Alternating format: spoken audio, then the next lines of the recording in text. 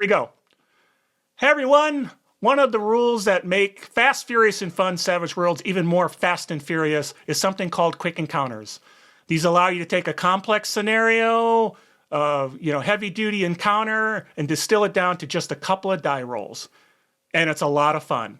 And I am thrilled today to have Tracy Sizemore joining me to talk about quick encounters and all the cool stuff at Tracy's World. One of the best games today.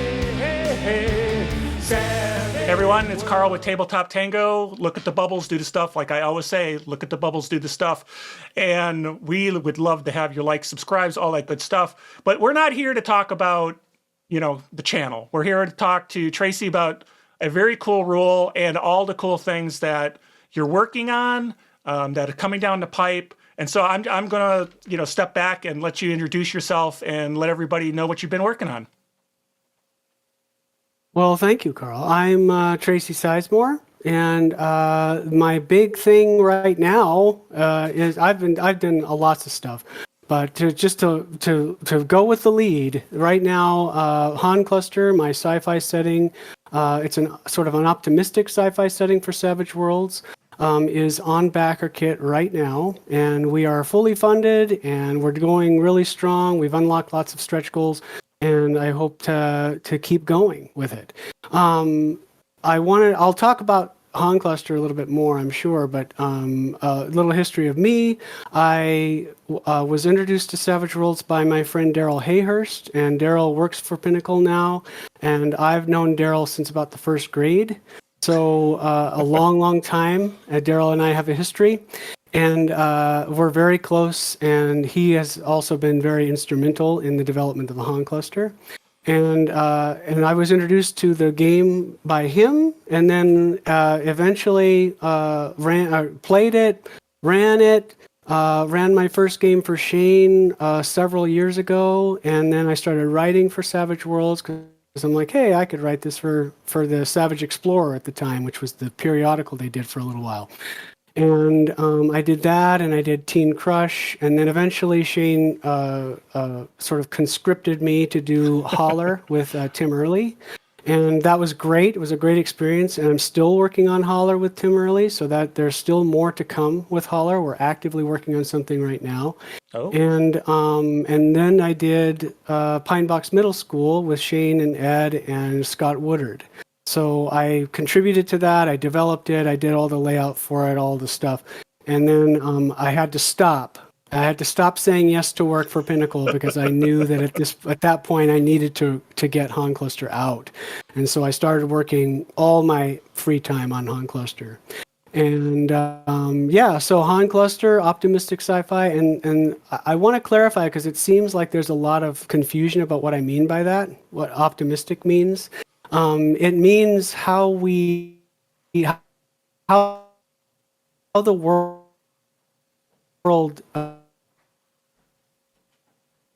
deals with problems. It's not necessarily that the world is problem-free. Existential destroying threat out there called the blinding, and the game starts with hints of what the blinding is.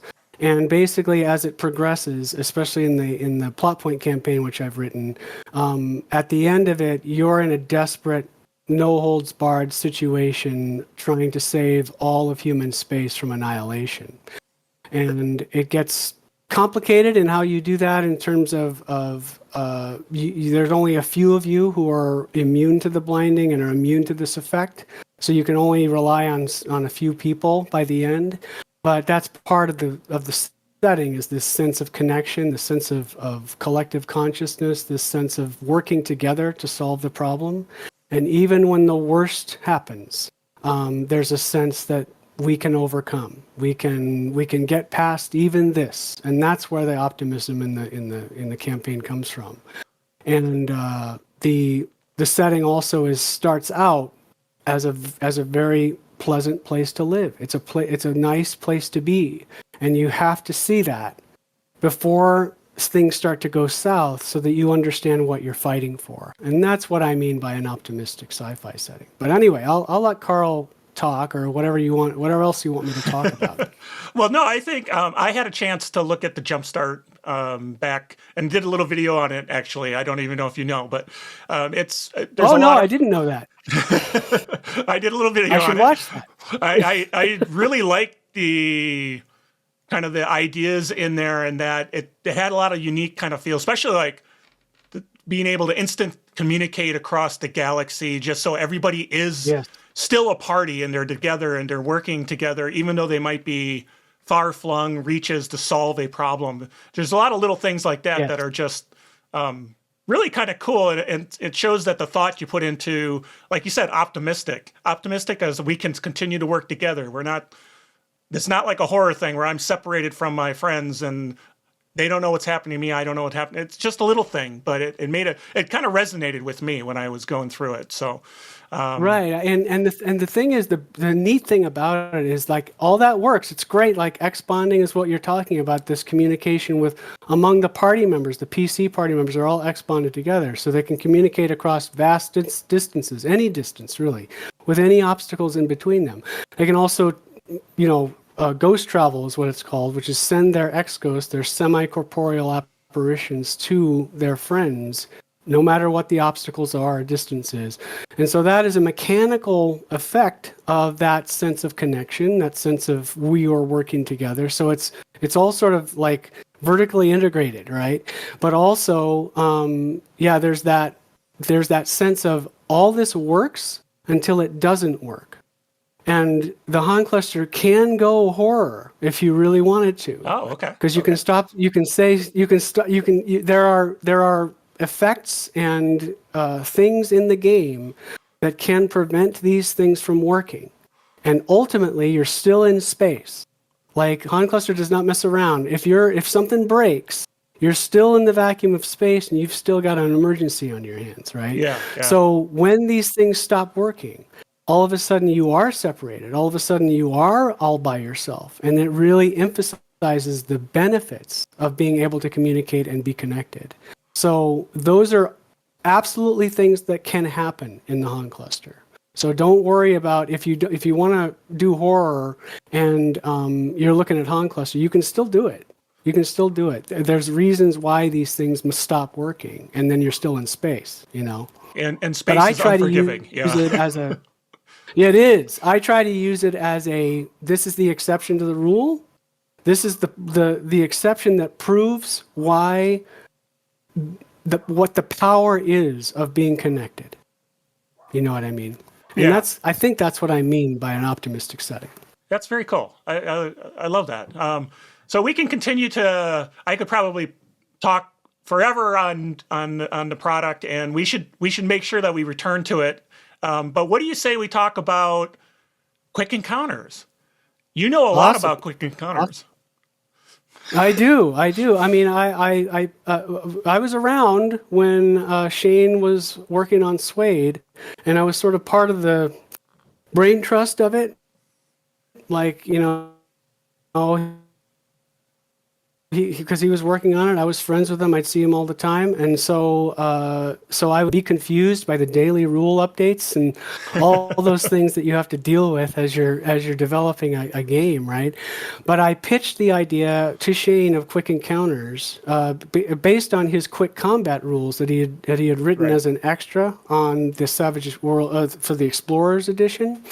And I'm like, well, why can't we just expand this to be quick encounters, not just quick combat? And so I gave him lots of examples. I wrote up I say unsolicited, but I was part of the process at that point. But I wrote up what I thought it should be, like in with the final words and all that stuff. I did my best. And he's like, oh, this is a great idea. I think this works. And then of course he changed some stuff, added some stuff. But basically, the idea translated into the book, and so there we are. I'm pretty pleased with that. It's pretty cool. And I've used it a lot. So it's one of those great mechanics that really help. Especially I do a lot of when I do convention games. Yeah. Keeping the pace, and so that Yes. kind of leads right into what is a quick encounter. I think anybody who watches this channel probably knows, but we might as well just for those who don't or haven't really used it. Right, So what is a so- quick encounter? it's a quick way of dealing with any situation that might come up. It could be combat, it could be a heist of some kind, it could be a rescue of some kind or whatever. If you're whatever you're trying to do, it's an encounter type that basically allows you to condense maybe what could be a bigger encounter into a single roll per person. But there is best practices, which we'll get into as we go here, about how to do that. But it basically allows you to choose a skill, like choose whatever skill you think makes sense for what your character is trying to do in this situation, and roll that skill. And depending on how well you do, and depending on how well the rest of the group does, the GM gets to narrate the results. So, and then there's rules for that too. So we touched on when they're useful. Heist is a great example. I had a game where the characters wanted a gun turret for their base, and it was like, we're not going to run, them going and finding a base and quick encounter. I don't happen to have a gun turret handy, right? Yeah. In my stat list. Yeah, exactly. So we'll run a quick encounter, and it was just a lot of fun because they set it up, they made decisions, they worked ahead of time to figure things out so that they can get bonuses and all that sort of thing. Yeah. So heist is a great one. Combat obviously is one to kind of get past the boring bits and get to the exciting bits. Mm-hmm. So yes. What other places have you used them that seem to work out very well? Oh, I mean, we use them first of all, you can use them at cons, which is what we were talking about before, to speed things up. So if, like you say, to get to the interesting bits, if you're running out of time, you can use a quick encounter to get past the second encounter so that you can really dive into your big set piece third encounter, right? Yep. So when you've got not much time. But other situations that I've used them in from anything, like I said, from rescues, like, there's a fire in the building. There are people in there. And you set the scene. That's the whole important thing about quick encounters is GM has to set the scene. They have to give you things to play with, things to interact with. Like there's a fire in the building. There are a couple of locked doors. There's people trapped inside. There's a lake nearby where you might be able to set up a bucket brigade or something like that. There's people who have smoke inhalation or have problems. So it gives the players lots of ideas about how they can utilize their skills to get past this thing. So whether that person has healing to help the people, or athletics to break into a window, or persuasion to get a bucket brigade going, like there's all kinds of different options there, as long as you've set the scene and given them a really vivid description of what's going on. So I've used it for that. I've used it for, like I said, heist is a big one. It's one of those things. It's like it comes up because you haven't planned for it as the GM, but all of a sudden, organically, the PCs have decided that this is what they need to do to get this thing that they need, and you haven't planned for it. So, like a quick encounter is perfect. Because it's easy to say, okay, well, there's some security systems, there's a fence, just enough to be able to choose a skill and make it happen. And I'm trying to think what else. What have you used them for? Well, I've used them for heists, obviously. I've used them for actually getting out of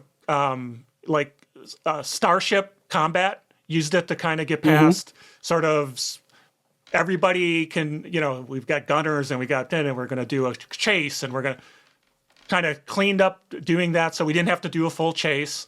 Obviously, I liked the fire one. Wasn't quite like that, but there was a firefight going on, and you were trying to save the people who are sort of the civilians. How do you get the civilians out while these armies are doing what they need to do? And we did a quick encounter related to that, and so it's really good for. I like it sometimes for just getting sometimes it's just too complicated. You know, you set the scene, and if you were going to run this as an actual encounter or as actual real set, Yeah. it's just too complicated, and you lose some of the ability to make it interesting and fast, furious, and fun. Yes. Like mass battles, right? You can spend all your time with moving miniatures and stuff, but mass battles just cleans that all up and kind of gets you to the crux of it. Quick encounters get you Yep. to the kind of crux of it, of what you're trying to get done. And then the players Yes. have a lot of fun just saying, how can I use this skill? Just like dramatic tasks. What skill can I use and how can I use it? And is there a way I can take my science skill, which is a D10, and somehow apply it to this combat situation in a way that I can Yes. do something. So it really does. And so I've used them quite a bit for those sorts of things. And then obviously conventions many, many times when we're running out of time, it's like, you know, this kind of attacking the goblins was interesting, but it's not the fun part. The fun part is the boss. So let's get through the goblins quick and just move the on. fun part's later. So let's get past this. And a little nuance exactly. with quick And then, encounters of course, is they can. Oh, I'm sorry. Go ahead. No, go ahead. I was going to say one of the weird nuances, it's weird's not the right term, but a nuance is that it can be kind of deadly, right? If you don't do well, you get 1 to 4 wounds. And sometimes characters just steamroll everything and they never get a wound. But then in a quick encounter, they get a couple and they're like, okay, this boss fight at the end is going to be tougher because I've got a couple of wounds from the minions that I went attacked. So anyway, what was your point that you're trying to make? Yeah, and I was going to say the same thing. Like dangerous quick encounters are a thing. So sometimes quick encounters are not dangerous; they're just non-lethal, right? But sometimes they are, and that depends on the GM's call. Like, is this a dangerous quick encounter? Do you have the possibility of becoming injured because of this? And the neat thing is that, like, when you roll, you know, if you in a dangerous quick encounter, if you succeed, you get fatigue. So you're already, you know, you've got to deal with that. And then if you fail, you have a wound. If you critical fail, it's 1d4 wounds, and you can soak them. But then, like you say, it's either you've got the wound or you've lost some bennies because of this. And it raises the stakes of it a little bit. It shows you that this is a mechanical and not only interesting narratively, but the roles matter. What you're doing here matters to your character and how you're going to move forward and all that other stuff. So even if it's like you've spent the money to soak the wound, you've lost a benny because of it. Right. And so it shows you that it's important. And another little nuance that I think is super interesting, with quick encounters, it doesn't count tokens like other subsystems. So dramatic tasks counts tokens. So each success in a raise gets you tokens. Same with social encounters and stuff like that, or social conflicts, that is. But quick encounters are only success and raise. There is nothing beyond that in a quick encounter. So if you need to determine whether you're successful based on, like, if it's a dynamic encounter, like it's a combat encounter, you're trying to decide whether you've succeeded or not. Usually you count the number of successes and compare it to the number of people who participated in the quick encounter. But you don't get more successes with successive raises. It's only one success or a raise. And so a lot of people forget that. And that's also kind of interesting because it sort of keeps it like, it keeps it down to earth. It keeps it like high stakes at that point when you're trying to determine the success of an encounter. It's super tight. I mean, the mechanic is super tight in the sense of you set the stage, you make some choices, and then it's like, I did it or I didn't. And now dramatic tasks are, you know, just amazing at that last minute, last roll. Can you just get over to quick encounters? Almost like is just that spot. Right? All the other stuff kind of got cut out, and you're just at that point where, can I get that last success that I need in a dramatic task to be successful? It's kind of like just that spot, and everything else is kind of set aside for now. Quick encounters, I love them, but you know, for certain things, you just want that one last little tidbit of danger, or not even danger, just intrigue, or I'm not right term because they're not all deadly. You know, you want the roles to help you tell the story, right? You've set the scene, and you've decided on a skill to use, and that matters. You've decided whether you've rolled to see if you succeeded or failed, and then it gives the GM enough to go on to be able, and the players enough to go on to give you a story of what happened. And that's what the whole point is, right? Is that exciting, like the dice, the randomizer helped us tell this story based on our skills and our decision making and our inventiveness and what the GM gave us in bonuses or penalties or whatever. And then we roll and we discover what happened. And I think that's what's so great about them and the other subsystems, is it gives you just enough mechanics while also giving the GM enough to go on to be able to tell you what happened, to tell you the story of what happened, and to let your players participate in that. Like, you got a raise on your awesome -2 quick encounter roll. What does it look like when you're chopping through these guys like they're spaghetti? You know what I mean? And then they get to describe the awesomeness of their character, and then you tell that story. And that's the whole point of it, I think.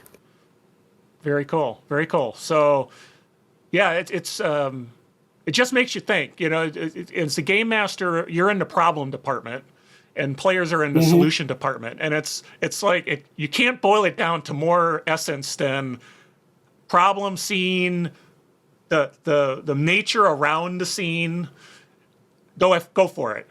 How are you going to solve this problem, and how are you going to take advantage of the characteristics of your character, your narrative skills, everything to kind of solve the problem? And then you're going to do it with one roll, just all distilled down to the essence.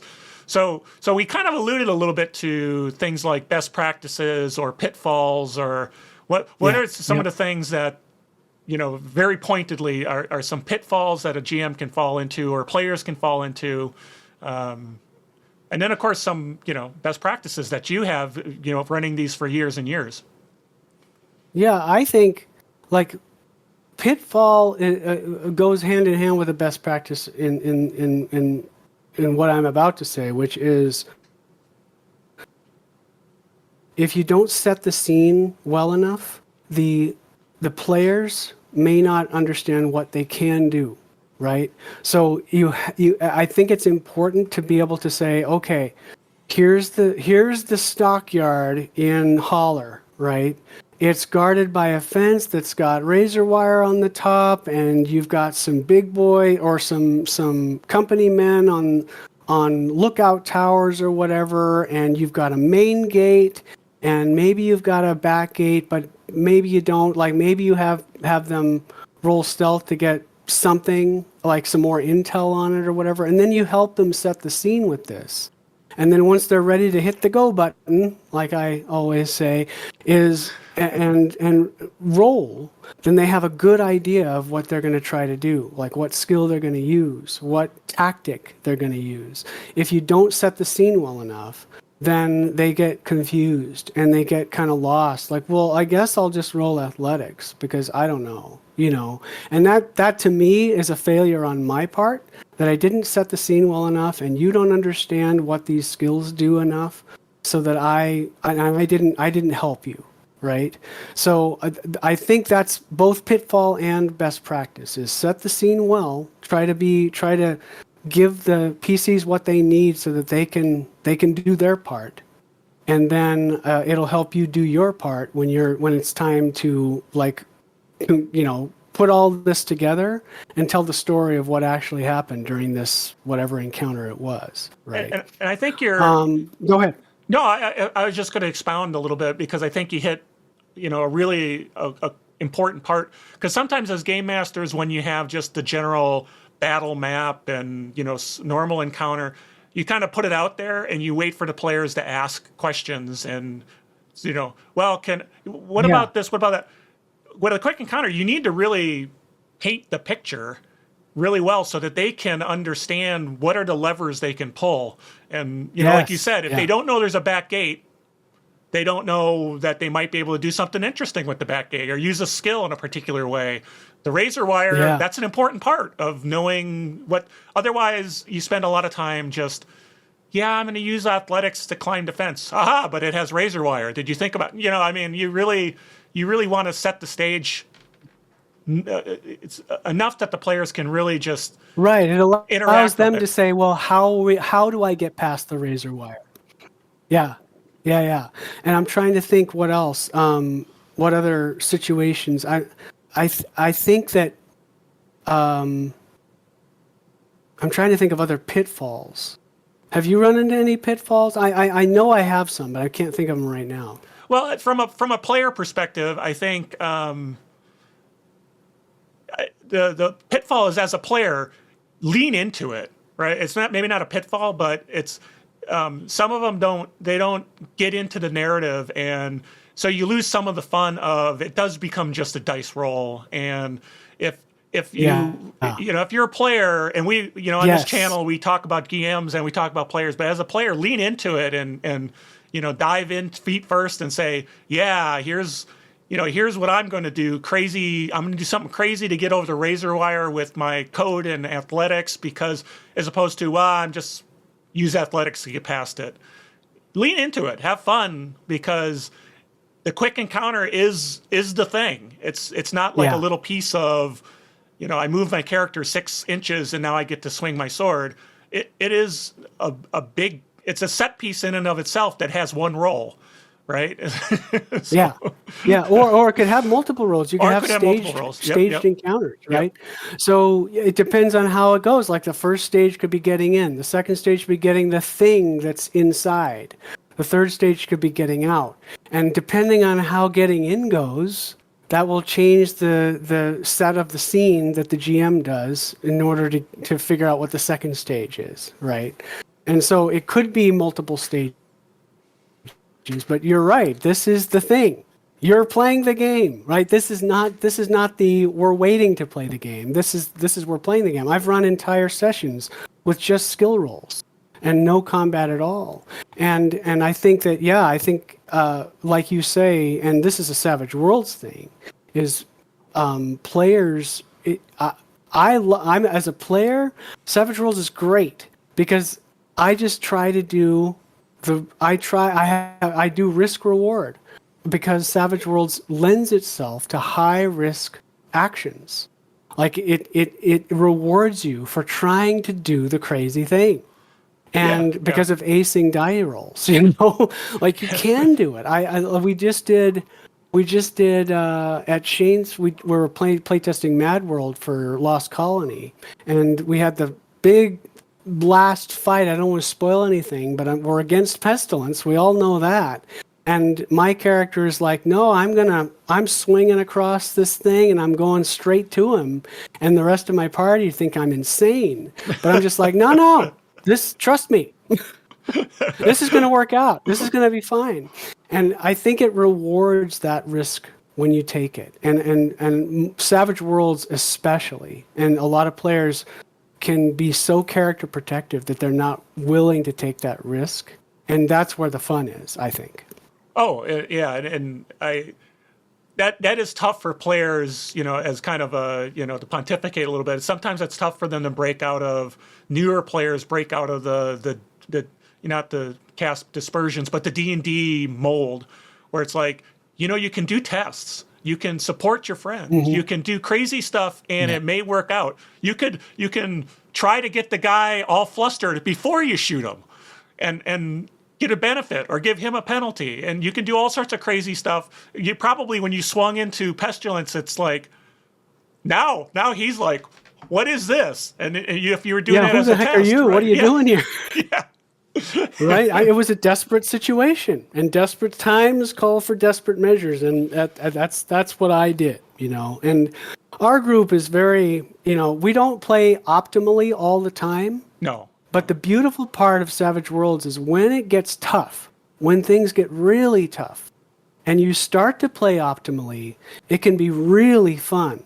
Because if you trust the system, you trust the fact that, sometimes you're going to just fail, and sometimes you're going to have a lot of trouble.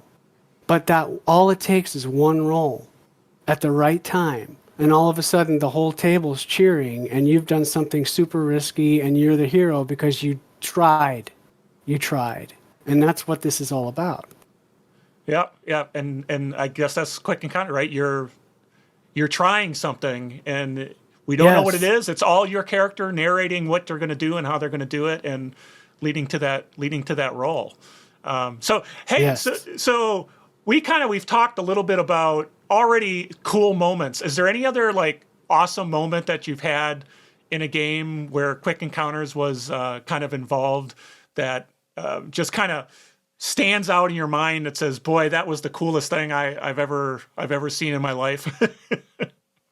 Oh man, with Quick Encounters, I'm trying to think. Like, there's been awesome heists. At Holler, we did a lot of Quick Encounters because a lot of times when you're playing online, that's the other good use of Quick Encounters is if you're playing online, if you're playing without a VTT and all that stuff, a lot of times you just want to roll the dice and not worry about the tactical situation. So Quick Encounters can basically rule the day. And like the stakes of some of the stuff in Hancluster or Holler were pretty high. And even when it's all based on a Quick Encounter roll, people are sweating, and worried about it. Like, am I going to be able to pilot this ship in a way that doesn't get us destroyed? Or am I going to be able to get past this group of what are they're not company men there, Kramer Holt agents with Tommy guns, and we don't want to do a full tactical battle, but they have Tommy guns. So the GM is giving us like a -2 penalty for our Quick Encounter rolls, and it's a dangerous Quick Encounter, and it's probably going to hurt you. Right? I mean, unless you roll well, and those, just raising those stakes can make it so much more satisfying when you do triumph over them. And it can make the drama so much better when somebody critically fails and gets a D4 wounds, and all of a sudden they're incapacitated and everybody else has to deal with that. That helps tell the story.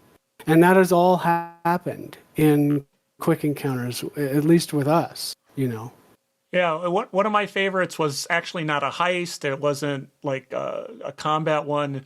I had a game where there were agents of chaos, I guess, for lack of a better term, who had infiltrated into a party. And instead of having, we'll do 5 notice rolls, and you'll stealth around, and we just said, it's a quick encounter to here's all the situation, here's all the things going on. There's the Baron up at the stage and his this and that. And what do you do just to get, and some people did notice, some people did stealth. Some people said, I'm going to, pickpocket the so-and-so to try to figure out, he looks like he's a bad guy, so let's try to pickpocket, whatever it was. And then we'll just roll the die, and you figured it out or you didn't. And I think they got a raise, so it was like, you definitely figured it out, and now you've solved the problem without having to spend hours of kind of little details, and then people just making notice roll after a notice roll after a notice roll or something along those lines. You cut it out, and it made it really a lot of fun, I think, to get through that in sort of a simple narrative way as opposed to formulaic kind of process. But that's one that I remember that. Yeah. Okay, very cool. So that is a lot of good information on Quick Encounters. I want to return back to Hancluster, though. Okay. So before we close out the show, what other interesting things are in the setting? Maybe people like mechanics. They like, there's new edges. They like new setting rules. People love that stuff because they can pick and choose and they can use it. So tell a little bit more about sort of what you get in the package. Well, it's like I think the best edges and the best setting rules come out of the setting itself. So they don't necessarily translate well to other settings. Some of them do, some of them can, right? But what I think the best ones is those edge cases in the setting where you don't want everyone to be able to do this or do it as easily.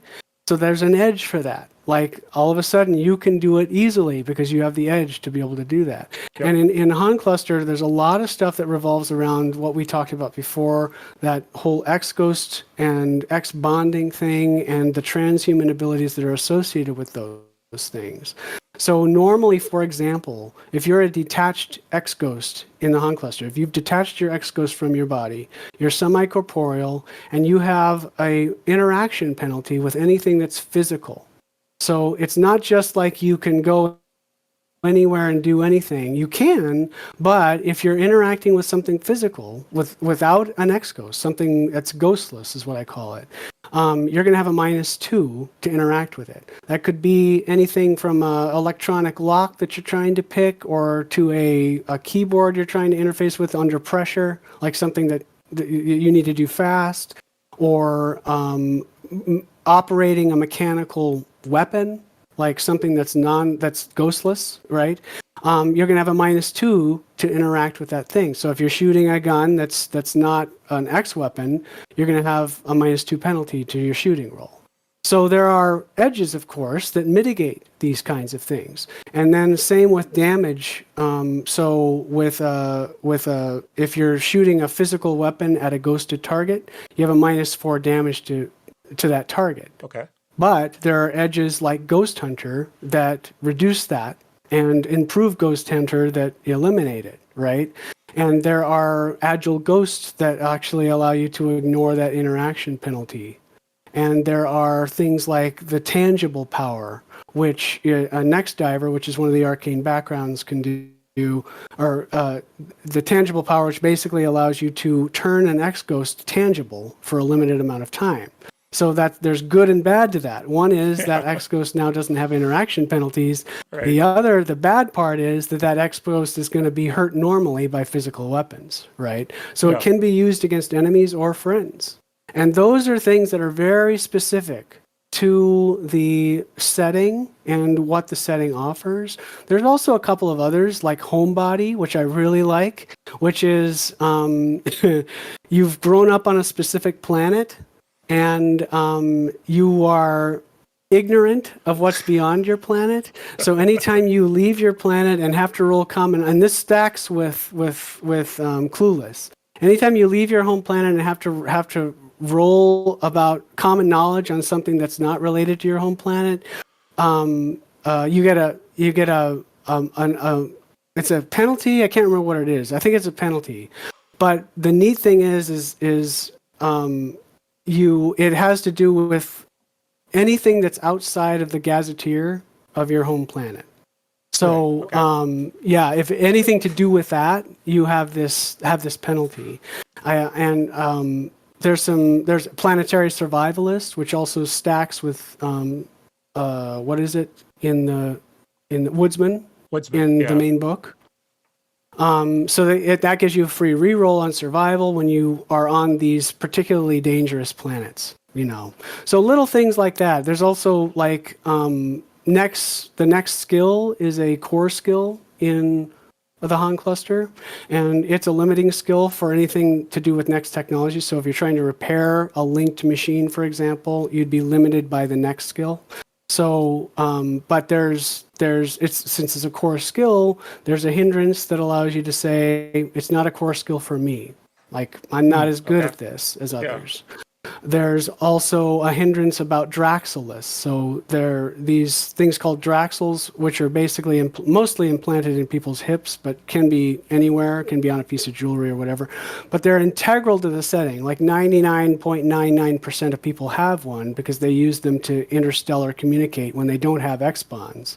And if you don't have a Draxel, that's a major hindrance in the setting. And there's reasons why it's a major hindrance. And so there's stuff like that. It's all so to me, the best edges and hindrances are interactive with the specifics of the setting, because the core hindrances and edges do such a good job that you don't want to duplicate them or step on them. You want to be careful to not like interfere with what's already there and perfectly fine, But yeah, that's a few of some of the things that are in there. Setting rules. There's the community connection setting rule, which is basically, because of the blinding progression, as it progresses further, people become more irrational, more angry, more intractable, and it's harder to relate to people. But on a local level, you can reduce that. It's kind of like fear levels. Reduce the shift intensity of a particular community by doing a community connection event, and that's all in the setting rules community connection. And then I steal a setting rule from science fiction companion extreme environments because we're in space, and so no gravity, heavy gravity, high density atmospheres, all that stuff is in there. And X-bonding, everybody is X-bonded. All the PCs are X-bonded together. That's a setting rule in this setting. And everybody is vivid, which basically means they're immune to the blinding. So all the PCs are immune to this effect that you're trying to save everybody else from. And there's a specific ability associated with that, and that's part of a setting rule. So all these are really tied into the setting itself, and I think those are the best. Well, and I agree. I think all the rules that come into a book, a setting book, should add to the flavor of the setting. I mean, that's kind of why it's a setting book. Is it should add to the flavor. It should have rules that enforce is the wrong word, but sort of reinforce. So I totally understand. And I hear what I totally agree with you that that's the best.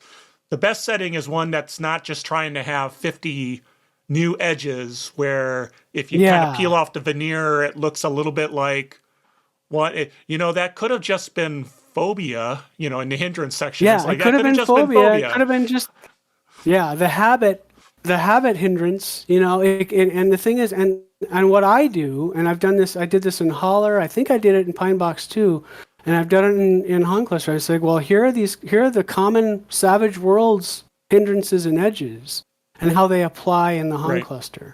So why you might have a habit for vitamin D, for example.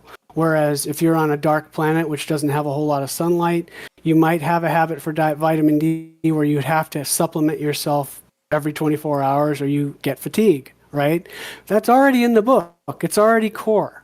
So I don't have to reinvent the wheel there. I just have to say, this is how you utilize that. Yeah, exactly. Yeah, perfect. Makes total sense. All right, well, that's an amazing, it sounds amazing. I'm a big fan of not messing around with it.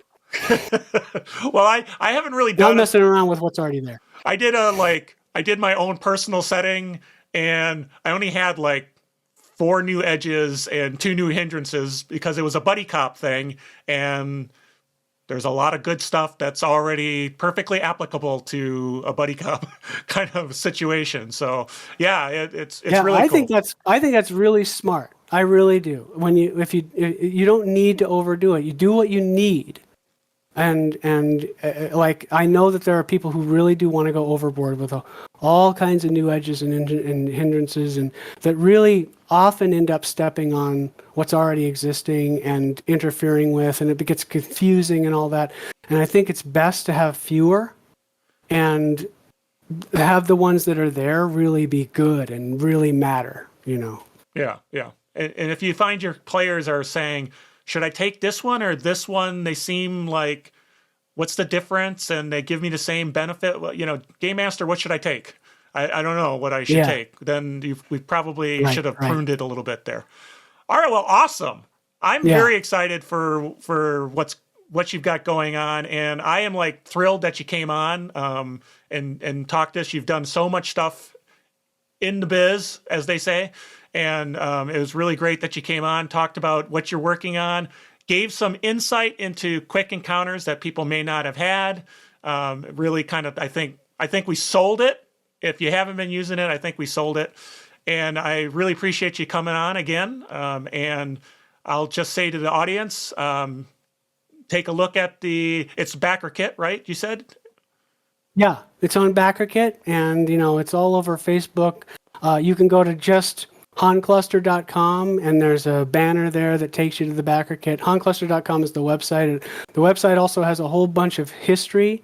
So I give you basically the first 7 pages of the book on the website, so that you get a good sense of what this world is, because the Hancluster is kind of unique. And then there's a glossary, because all these new terms with the transhuman abilities, Yeah. X-bonding, X-ghost, all that stuff, that's all on the website. So you can actually go and learn all about that in a brief, pretty concentrated way, just as a free kind of get to know it kind of thing. And of course, all this is in the book as well. Very cool. Very cool. Definitely. Okay. But thank you for having me, Carl. It was really great to finally talk to you. I've seen you more than once at conventions, and I've never really had a chance to meet you. So it's nice to meet you too. All right. Well, great. Yeah. The beauty of the community is that everybody is so approachable and enjoys talking to each other and have a good time. So I love the community. It's a great community. As far as, and especially with, if anybody can make it to like Gamehole Con, absolutely make it there. I'll do a little pitch for them. It's the Savage Alliance there really pulls everybody together, and you get a chance to talk to the people that are the names on the books you use, right? So all these books that you have, people with their names on the cover will be there, and you'll get a chance to talk to them and see them, and fanboy, fangirl a little bit, whatever. So, yeah, it's a great convention, and the great thing about the best part about it is that they give Savage Alliance has their own room. So we as Savage people congregate in that room. We know to meet each other there. We know that most of the games in there are going to be Savage Worlds games. We know that if people don't show up to our game, there's a whole bunch of people within the room that might be willing to play Savage Worlds with you. And that's a heartening, beautiful community kind of thing to me. And that's what I love most about it. Couldn't have said it better. All right, well, I'm Carl with Tracy, and this is Tabletop Tango. I'll say, look at the bubbles, do the stuff. Come on, Tracy, give it to me. Look at the bubbles. Come on, give me the pointers. You can do it. Like and subscribe. Look at the bubbles. Yes. Do the stuff. All right, thank you.